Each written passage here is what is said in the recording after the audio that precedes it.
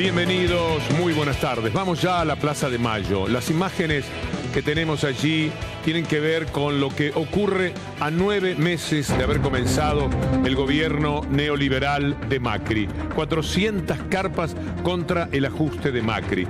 Miembros de diferentes organizaciones sociales en protesta contra la política económica del gobierno, asegurando que no se van a ir hasta ser recibidos por autoridades nacionales, están acampando en la mismísima Plaza de Mayo. Unas 400 carpas para protestar contra los tarifazos, contra el ajuste del gobierno nacional. Los manifestantes se concentraron bien temprano, a eso de las 11 de la mañana, ahí en Avenida de Mayo y 9 de Julio, y marcharon a la plaza diciendo que van a permanecer hasta, como les dije, que sean recibidos por autoridades competentes. También reclamarán un aumento salarial para los cooperativistas que cobran 3.120 pesos por mes a través de planes sociales. Esto lo dijo Marianela Navarro, con la que quizás hablemos en minutos nada más, con Lucila Trujillo, que es nuestra compañera allí en la Plaza de Mayo. Es de la Asociación Gremial de Trabajadores Cooperativos Autogestionados y Precarizados, y terminó indicando que los manifestantes, que son oriundos de la capital, de la provincia de Buenos Aires, de Santa Fe, de Neuquén, de Chaco, entre otros puntos del país, levantarán esas 400 carpas, ya lo están haciendo, como modo de protesta. Además, los miembros de esta entidad participan otros integrantes del Movimiento de Trabajadores Desocupados Aníbal Verón, de la Federación de Organizaciones de Base, del Frente de Organizaciones de Lucha, del Movimiento de Resistencia Popular. Iván Jagroski, muy buenas tardes. ¿Qué tal, Víctor Hugo? Buenas tardes. Sí, esto además lo que hace es afectar de alguna manera a los dos hemisferios electorales de Mauricio Macri. Por un lado, los movimientos sociales y los desocupados que están haciendo estos reclamos. Y por otro, seguramente esto trae mucho malestar en la clase media, media alta, en el decil más alto ingreso de la población, que votó a Macri justamente para que este tipo de cosas no pasen, para que no haya acampe, para que no haya piquete, para que no haya este tipo de cosas. Así que me imagino que debe estar preocupado el gobierno con que esta caja de resonancia esté en Plaza de Mayo. Luciana, muy buenas tardes. Vamos a ir con Lucila enseguida. ¿Qué tal, Víctor Hugo? Muy buenas tardes. Esta es una manifestación más de las tantas que ha habido a partir de la asunción del gobierno de Macri, sobre todo acentuado en un segundo semestre de esperanza que terminó en desesperanza. ¿Qué dice que esto tiene que ver con el ajuste? El ajuste es todo, es el tarifazo, es la desocupación que va en ascenso, son índices que se empiezan a conocer de la pobreza que dentro de un ratito vamos a estar repasando, donde las diferencias dentro de los del norte y los del sur cada vez se hacen más distantes, se acentúa la diferencia entre los que más tienen y los que menos tienen. Lucila Trujillo está con una de las luchadoras de las que lleva adelante este emprendimiento de colocar 400 carpas en la Plaza de Mayo. Lucila, muy buenas tardes. Muy buenas tardes, Víctor Hugo, desde Plaza de Mayo, y ustedes recién veían las imágenes de lo que es este masivo acampe, y el lema se ve muy claramente en esa bandera que detrás tiene como fondo Casa de Gobierno, que dice: basta de medidas contra el pueblo, más impuestos para los ricos, queremos trabajo de verdad. Ese es el lema de los trabajadores del Frente de Organizaciones en Lucha. Son trabajadores de cooperativas, trabajadores precarizados, que lo que piden es justamente una jornada de 8 horas, un trabajo con derechos y con obligaciones, por supuesto, porque ellos no están pidiendo un plan y no trabajar, sino por el contrario, que los contraten y que les den trabajo. Marianela Navarro es una de las integrantes de este movimiento que organiza esta acampe. Marianela, Víctor Hugo ya la está escuchando. Hola, ¿qué tal? Buenas tardes, Víctor Hugo. Buenas tardes, Marianela. ¿Están pensando que esta es una manifestación más de tantas? Realmente los sectores desfavorecidos, los más vulnerables, están en serios problemas, y esta es una demostración seguramente más del dolor que provoca este gobierno neoliberal. Bueno, ciertamente nosotros nos estamos manifestando aquí desde el mediodía. Nosotros representamos parte del sector de la clase trabajadora más postergada. Nosotros representamos trabajadores cooperativistas que, imagínate que el nivel de ingreso que tienen es de alrededor de 3.000 y 4.000 pesos por mes, monto absolutamente insuficiente para vivir hoy en la Argentina cuando la inflación ronda el 40%. y cuando por las propias estadísticas oficiales se ha reconocido que hay 1.400.000 más de pobres, ¿no? Sí, esto tiene que ver justamente con la pobreza. No era buen salario ese tan magro que ustedes mencionan el año pasado, pero ahora, 8 meses, 9 meses después de este gobierno, se hace prácticamente una moneda en la mano, casi un acto de caridad de parte del gobierno. No, por supuesto que en los últimos meses se ha profundizado toda esta situación. Eso lo notamos nosotros con la cantidad de familias que se acercan a las organizaciones sociales en búsqueda de una respuesta.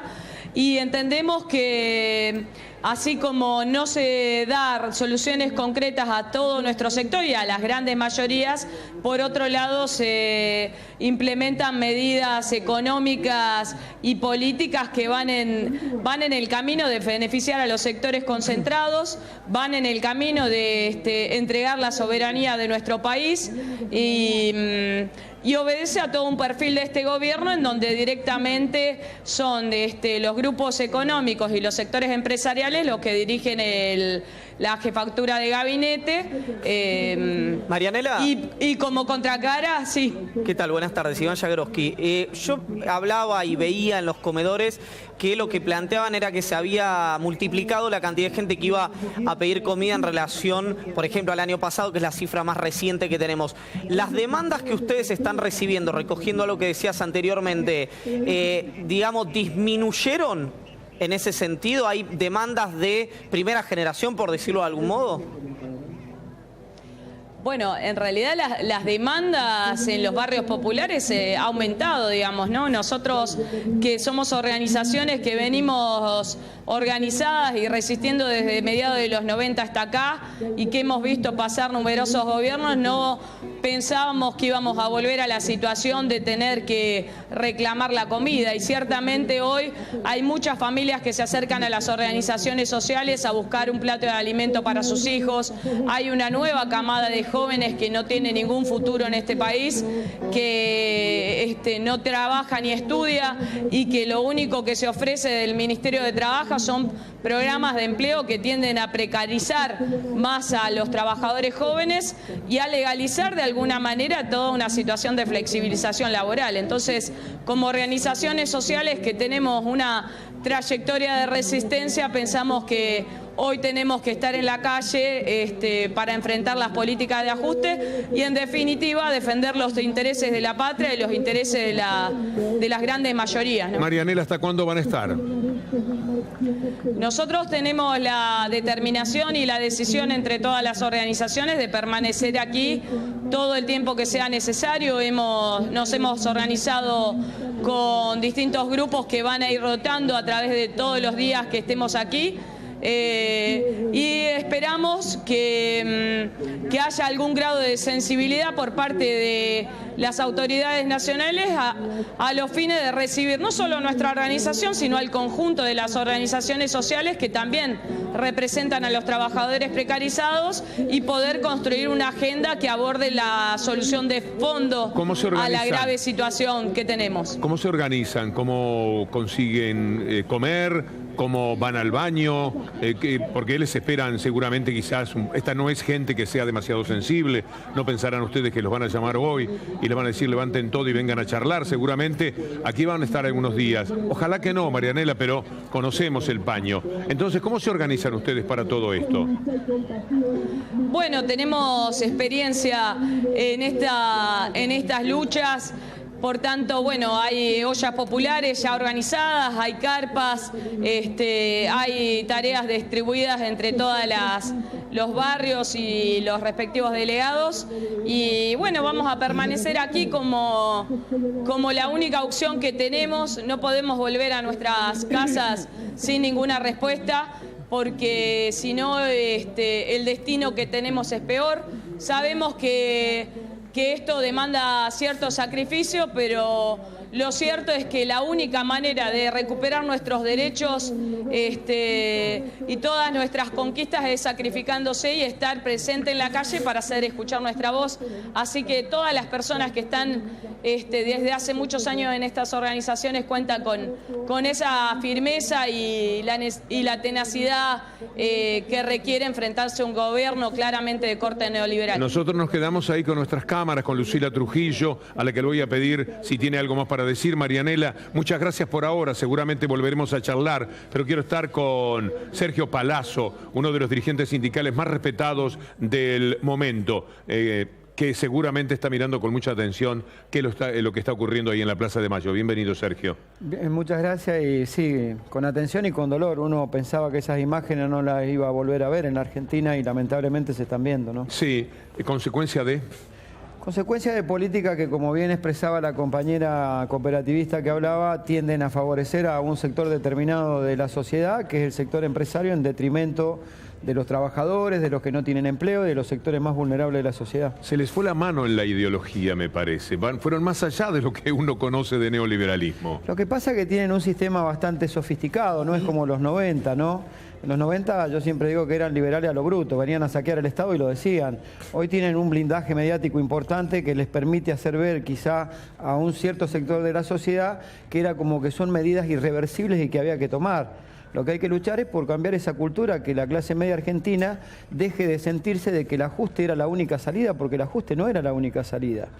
Y también dejar de discutir, no porque no haya que discutirlo, pero pareciera ser que el único programa de gobierno es discutir la herencia. Y si uno discute la herencia, tiene que discutirla toda. Tiene que discutir lo que pasó en los 90, lo que pasó en la década pasada y lo que va a pasar. Porque yo que sepa, la propiedad privada no le incautaron los progresistas, le incautaron los cultores de la libertad de mercado cuando incautaron los depósitos. La propiedad, el 24% de su ocupación no fue producto de los gobiernos progresistas, fueron producto de aquellos que leían a Adam Smith. Sergio, yo lo escuchaba usted diciendo la compañera cooperativista, a lo mejor es una tradición que usted la tiene hace años, pero sin duda hay un sector de la CGT que la incorpora ahora en un momento interesante, que es la incorporación de los trabajadores cooperativistas, de los informales y algún movimiento, estimo que desocupados o trabajadores de la economía popular, sí, en la CGT. ¿Qué significa esta nueva alianza táctica estratégica de la CGT con estos espacios? Yo celebro que la CGT haya recibido a los compañeros de la denominada economía informal, porque en definitiva son trabajadores que no tienen un empleo registrado. Si vos tomás en la República Argentina, hoy tenés casi 2 millones de monotributistas, 500.000 monotributistas sociales, tenés casi 2 millones de desempleados y tenés 1/3 de trabajadores en negro. Quiere decir que casi la mitad de la población económicamente activa está fuera del circuito formal de representación. Y me parece muy bien que la CGT lo haya recibido y que sean parte de la organización de la CGT. Estoy leyendo el minuto 1 que se profundiza la desigualdad en la ciudad de Buenos Aires. Imagine cómo será el resto. Estamos hablando de la ciudad más rica. Según datos oficiales del gobierno porteño, el coeficiente de Gini pasó de 0,378 a 0,390. ¿Qué significa el Gini? Cuanto más se aproxima a 1 es que hay mayor concentración. Sí. Cuanto más va hacia el 0 es que todos los ciudadanos están recibiendo lo mismo. Quiere decir que ya la concentración de los que más tienen empieza a notarse también en los indicadores y parece demasiado rápido, Sergio. Fíjese que hay una nota hoy que pasa desapercibida, creo que lo levanta un solo diario nada más, y es que hay un reclamo de los hogares de contención de chicos que están en el gobierno de la ciudad de Buenos Aires. Y en esos hogares, que es donde se reciben chicos con problemas de maltrato infantil, de violencia familiar, las boletas de luz que pagaban 1.500 pesos la pasaron a pagar 15.000 y así todos los servicios, y se les hace imposible poder continuar con esa tarea. Hoy sale una nota en un periódico que no es obviamente de los hegemónicos, en donde desarrollan esto. Imagínense si eso está pasando. Sergio, si me permite meterme en el tema paro, ¿no? Que parece ser la vedette, infelizmente, para los sindicalistas que siempre quieren discutir las cuestiones positivas que hacen los gremios, pero bueno, tiene que ver con esto.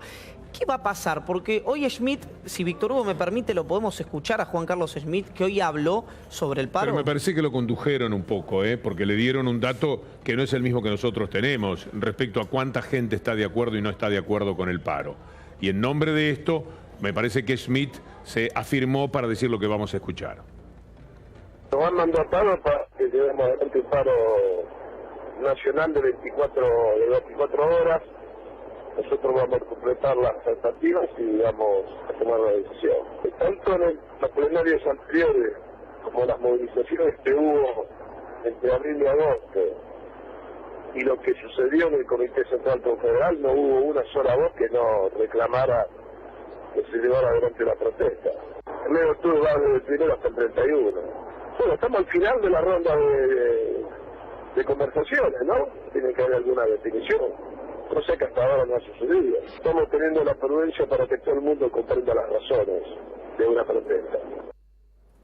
Sí, la sensación de muchos es que han demorado bastante, no es poco, porque desde el primer momento, Sergio, mostraron la hilacha en el gobierno. Sí, bueno, desde la Asociación Bancaria y los gremios que estamos nucleados en la corriente federal planteamos desde hace rato el paro.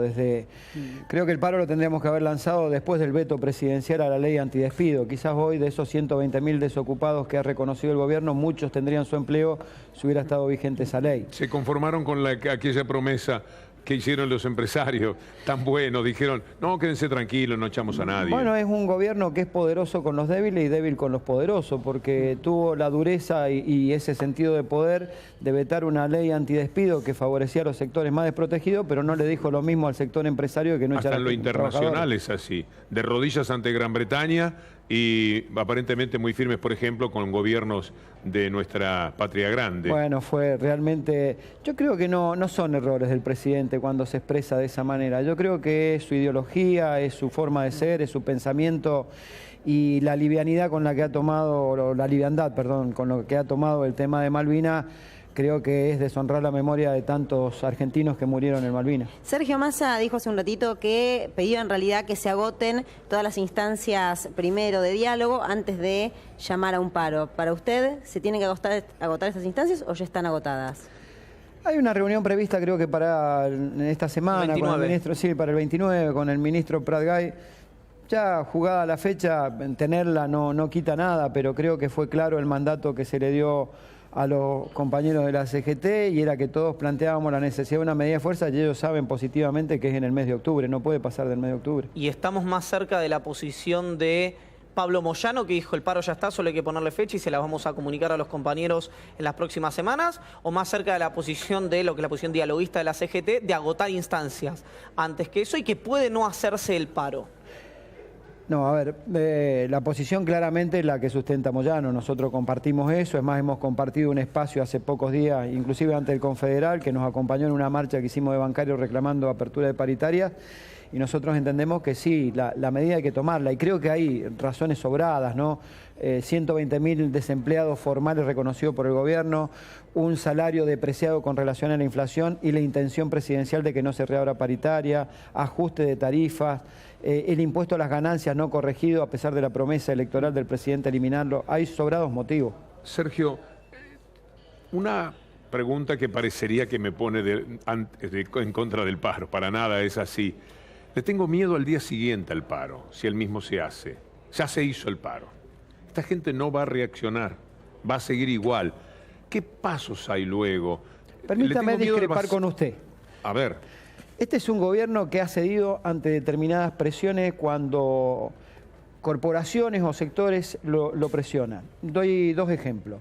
Uno, el ejemplo político. Envía una ley al Congreso, sabe que no tiene los votos y empieza a negociar con los gobernadores y con los legisladores. Termina modificando sus posiciones, siempre a promesa de, ¿no? Porque es a promesa de más fondos para obra pública, más fondos en el presupuesto, la devolución del 15% de la coparticipación. Entonces, cuando se ve en desventaja, es presionado y cede. Segundo ejemplo que doy. Si hay un sector que por su clase debía apoyarlo al presidente, era el sector empresario cuando ganó. Sin embargo, le dio una ayuda de liquidar las exportaciones después que eliminó las retenciones. Antes no lo ayudó. Quiere decir que lo presionaron y se dio. Hasta ahora, el único sector que no lo ha presionado, y creo que por eso recae el peso del ajuste, es el de los trabajadores. ¿Y qué presiona más? Le doy una tercera, que son la de los tarifazos. También la gente pudo modificar eso. ¿Qué es peor? ¿Ante qué el gobierno puede estar más preocupado? ¿Ante la amenaza del paro o ante el paro que ya fue? Yo creo que el gobierno debería preocuparse por la intensidad que debe seguir después de un paro, porque en un paro no nos podemos agotar porque si no es una salida que no corresponde. Tiene que haber un paro y tiene que haber una respuesta por parte del gobierno a los reclamos y si no lo hay, intensificar la acción gremial. Un ping-pong final. ¿Qué sería intensificar la acción gremial? Buscar mecanismos distintos de protesta e inclusive de continuar con otro tipo de medidas de fuerza. ¿Y cuál es la sensación que cree que hoy tiene el gobierno cuando ve las imágenes que mostrábamos hace un ratito de las 400 carpas? Yo creo que el gobierno en este sentido no tiene un gesto de sensibilidad social hacia esos compañeros que la están pasando mal, porque si no, no hubiera ocasionado sus políticas lo que está pasándolo mal. Y además, decir que yo sé que el paro, como dice Víctor Hugo, quizá es una cuestión final y que no es del agrado de gran parte de la sociedad. Es de gran parte de la sociedad porque tiene trabajo. Las encuestas que nosotros tenemos son como de 57% a favor. Analogías dijo eso. Sí. Analogías dijo eso. Bueno, lo que yo digo es que los dirigentes sindicales tenemos que tener la responsabilidad de no estar mirando un focus group cada 6 horas como mira el gobierno y tomar las decisiones que tenemos que tomar, para eso nos Hay eligen. una cosa de coraje propio del trabajador. Sí, por que supuesto. Perfectamente puede tomar la delantera y el liderazgo. No esperar que sean las voces las que lo lleven a UPA Porque hacia una aparte las decisión. voces muchas veces son inducidas, no digo que no piense el que está del otro lado, lo que digo es que si hay una parafernalia de medios que le están diciendo a todo el mundo que la cosa está bien, que esto era necesario y que se tiene que acostumbrar al ajuste, quizás muchos son convencidos o una parte son convencidos. Nosotros no podemos tomar la referencia de tomar decisiones en función de los focus group cada 6 horas. Eso lo hace el gobierno y así le va a terminar yendo, ¿no? Mire esa olla que teníamos allí en pantalla, otra vez ollas populares, la gente haciendo cola para intentar comer, y esta no es gente a la que podrían mencionar como seguidores de determinado partido político. Esta gente también tenía sus problemas con el gobierno anterior, son luchadores que vienen de mucho tiempo reclamando por mejores soluciones, pero que ahora ya no pueden más. Una cosa era discutir, una cosa era una marcha, una cosa era señalarle al gobierno errores y otra cosa es empezar a pasar hambre. Mire, yo le doy una sensación personal con esto. Nosotros pasamos 65 días de acampe por los compañeros que echaron del Banco Central. Y a veces cuando preguntan si uno no arriesgó demasiado, si no fue demasiado duro, planteamos primero resolver esto y después la paritaria nuestra. Es más, pusimos en peligro hasta nuestra propia paritaria por esta discusión. Yo cada día que me acuerdo, a mí me da muchísima bronca, porque yo vi compañeros míos que se quedaban sin su sustento, vi compañeros que fueron a solidarizarse y los vi pasar frío y son bancarios y no es que están pasando hambre como estos compañeros, los vi pasar frío, los vi pasar calores porque empezamos en enero y terminamos a los 4 o 5 meses, los vi dormir en carpa bajo la lluvia, mis compañeros. Entonces me da angustia, pero me da bronca, me da muchísima bronca, esto es lo que me da cuando veo estas cosas. Sergio, gracias. No, gracias a ustedes. Vamos al encuentro de Pablo Kaplan. Buenas tardes. Muy buenas tardes, un gusto saludarlos. Un caso del que hemos hablado